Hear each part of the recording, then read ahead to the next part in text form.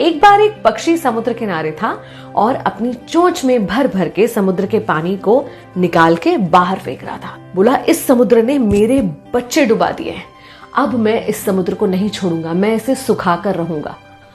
दूसरे पक्षी को उसकी बात पर हंसी आई। बोले, तुम खुद को देखो और इस समुद्र को देखो, इतने से हो तुम इतने बड़े समुद्र को सुखा भी सकते हो? ये संभव नहीं है मेरे भाई, अपना समय मत बर्बाद करो। तो उस पक्षी ने कहा कि देखो, मैं क्या करूं या ना करूं उस पर मुझे सलाह नहीं चाहिए, अगर कुछ दे सकते हो तो मेरा साथ दो, वरना यहां से जाओ। उस पक्षी को लगा कि नहीं यार, अपने दोस्त का साथ देना चाहिए। वो भी आ गया, वो भी चोंच में भर के समुद्र का पानी निकालने लगा और बाहर फेंकने लगा। दोनों पक्षियों को देखकर कुछ और पक्षी आए, फिर कुछ और पक्षी आए, ऐसे करके हजारों पक्षी इकट्ठे हो गए। बस एक दूसरे से ये कह रहे थे कि सलाह नहीं, साथ दो, सलाह नहीं चाहिए, साथ चाहिए।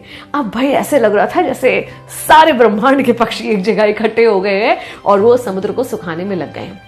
ऐसे में पक्षियों में जो सबसे श्रेष्ठ कहे जाते हैं भगवान विष्णु के वाहन गरुड़, उन्होंने सोचा कि मैं भी अपने पक्षी भाइयों का साथ दूंगा। उन्होंने भगवान विष्णु से अनुमति मांगी कि मुझे जाने दीजिए, मुझे ये काम करना है।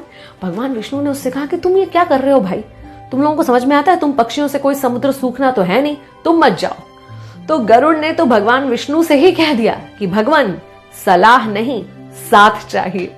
फिर क्या था, अपने वाहन गरुड़ का साथ देने खुद भगवान विष्णु आ गए और बोले कि बस अब तो ये समुद्र में सुखाऊंगा।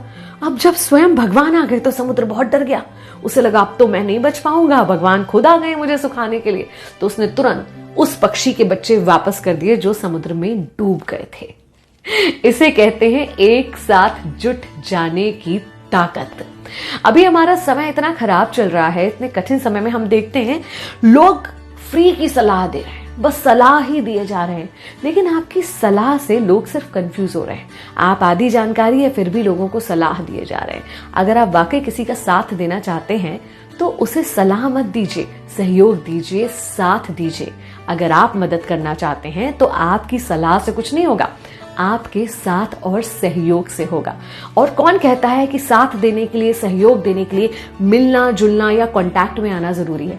आप दूर रहकर भी जिस तरह से हो सके हर किसी का साथ दे सकते हैं। तो आज की जो जरूरत है वो है एक दूसरे का साथ।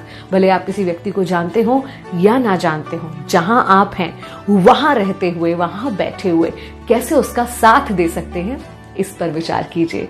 जब हम सब साथ होंगे तो बदलाव जरूर आएगा। मैं हूं विनी, चलो आज कुछ अच्छा सुनते हैं।